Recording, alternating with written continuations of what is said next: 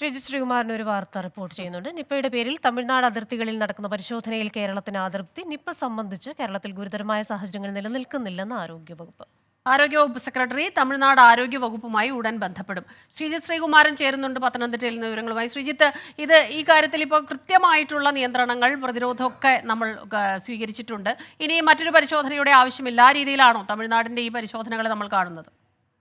തീർച്ചയായും ക്രിസ്റ്റീന സ്മിത, ആരോഗ്യവകുപ്പ് മന്ത്രിയുമായി നമ്മൾ സംസാരിച്ചിരുന്നു. അപ്പോൾ അവർ തന്നെ പറയുന്നത് ഈ പാലക്കാടുള്ള രണ്ടുപേർക്ക് ഈ പരിശോധനയിൽ നെഗറ്റീവാണ് ഫലം.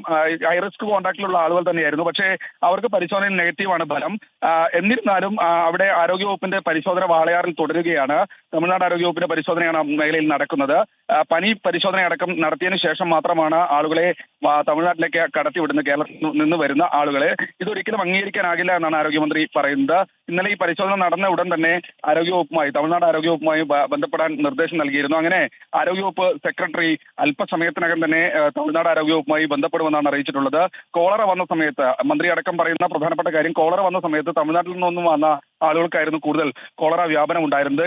എന്നിരുന്നാലും നമ്മൾ ആരും തന്നെ അത്തരത്തിൽ പരിശോധന നടത്തി അല്ലെങ്കിൽ തമിഴ്നാട്ടിൽ നിന്നുള്ള വാഹനങ്ങൾ തടഞ്ഞൊരു പരിശോധന നമ്മൾ നടത്തിയിരുന്നില്ല എന്നാണ് ആരോഗ്യമന്ത്രി പറയുന്നത്. എന്തായാലും ഇക്കാര്യത്തിൽ കേരളത്തിന് കടുത്ത അതിർത്തിയുണ്ട്. നിപ പ്രതിരോധ പ്രവർത്തനങ്ങളിൽ കൃത്യമായ രീതിയിലുള്ള ഏകോപനം നടക്കുന്ന സമയത്ത് തമിഴ്നാട്ടിൽ കാണിക്കുന്നത് ശരിയായ നിലപാടല്ല എന്നാണ് കേരളത്തിലെ നിലപാട്.